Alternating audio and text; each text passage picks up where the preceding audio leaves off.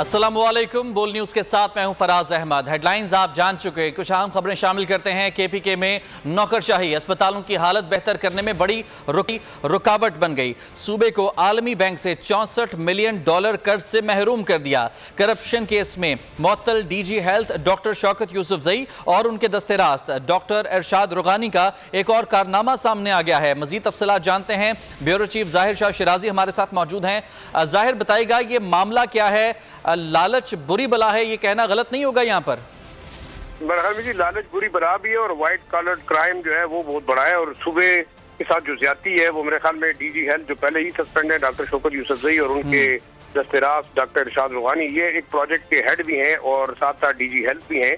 World bank का एक project है जो जिसके तहत खैबर पख्तूनख्वा को $64 मिलियन मिलने थे अस्पतालों और हेल्थ इंफ्रास्ट्रक्चर को इम्प्रूव करने के लिए, लेकिन मौसूफ डीजी साहब ने जो है इस प्रोजेक्ट को डिले किया।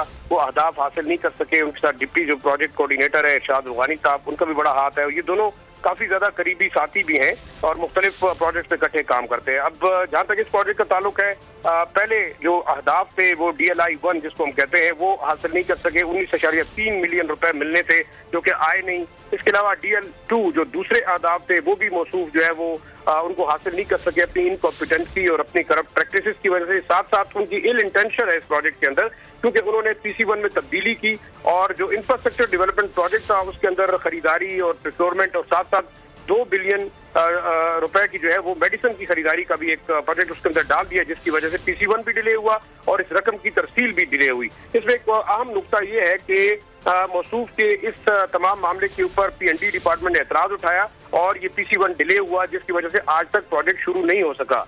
दूसरा जो अहम नुकता है बदकिस्मती सूबे की ये है कि ये प्रोजेक्ट P&D डिपार्टमेंट और गवर्नमेंट के थ्रू होना था। पैसा जो है वो फाइनेंस डिपार्टमेंट जाता, उसके बाद हेल्थ डिपार्टमेंट को मिलता, लेकिन वो पैसा वर्ल्ड बैंक से आ ही नहीं सका।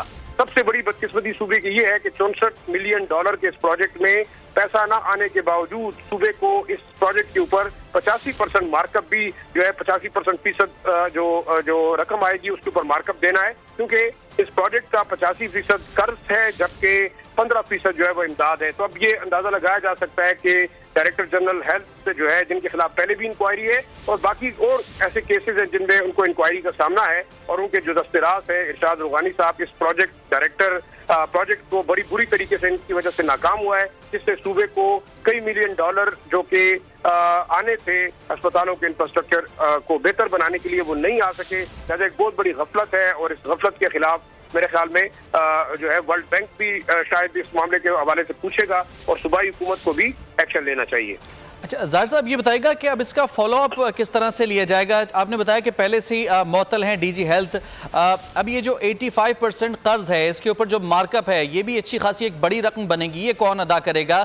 और इसके हवाले से क्या आगे प्लान किया जा रहा है? किस किस्म की कार्रवाई एक्सपेक्टेड है इनसे? देखिए, मेरे ख्याल में डीजी मौसूफ पहले ही उन पे इल्जाम है और उनको सस्पेंड किया गया है सूबाई हुकूमत की जानिब से कि उन्होंने मुबैना तौर पर एक ट्रांसफर पोस्टिंग के हवाले से जो है वो रिश्वत ली है। इसके अलावा उनका नाम जो है वो मेडिकल कॉलेज और अस्पताल के तेमरगरा हॉस्पिटल के मेडिकल कॉलेज और अस्पताल के लैंड परचेज पे भी आ रहा है। साथ साथ और ऐसे इल्जामात हैं, लेकिन अहम इशू ये है कि ये वर्ल्ड बैंक का जो प्रोजेक्ट है ये अभी तक इनिशिएट नहीं हो सका। बाकी सूबों के अंदर ये प्रोजेक्ट चल रहा है और वहाँ बाकायदा जो है वो काम भी जारी है। अब देखना ये होगा कि इस प्रोजेक्ट के हवाले से गैर जिम्मेदारी और जो हम कह सकते हैं निग्लिजेंस का जो इंक्वायरी होगी उसमें कौन जिम्मेदार होगा, क्योंकि प्रोजेक्ट वाकई वर्ल्ड बैंक ने आज से 2 साल पहले जो है वो शुरू किया था और 2026 तक इसे मुकम्मल होना था, लेकिन अभी तक उसका बाकायदा इजरा नहीं हो सका, जो कि इंतहाई अफसोसनाक है। मेरे ख्याल में हायर लेवल के ऊपर इसके ऊपर इंक्वायरी भी कंडक्ट की जाएगी और देखना ये होगा कि जो लोग इस गफलत के मुर्तकिब हैं, जो इस सूबे के फंड आने के रास्ते में रुकावट बने हैं, उनके खिलाफ जो है वो क्या कार्रवाई हो सकती है। बहरहाल डिपार्टमेंटल इंक्वायरी अपनी जगह पे, लेकिन सूबे के लॉस के हवाले से कहें तो इंफ्रास्ट्रक्चर को जो इम्प्रूव करने के लिए जो पैसा आना था वो नहीं आ सका। उल्टा सूबे को इस पैसे के ऊपर मार्कअप भी देना पड़ रहा है, जो कि इंतहाई अफसोसनाक है। बिल्कुल, $64 मिलियन की रकम ना मिलना एक बहुत बड़ा नुकसान है सूबे के लिए। बहुत शुक्रिया आपका जाहिर शाह शिराजी। सब्सक्राइब करें और बेल दबाएं ताकि कोई खबर रह न जाए।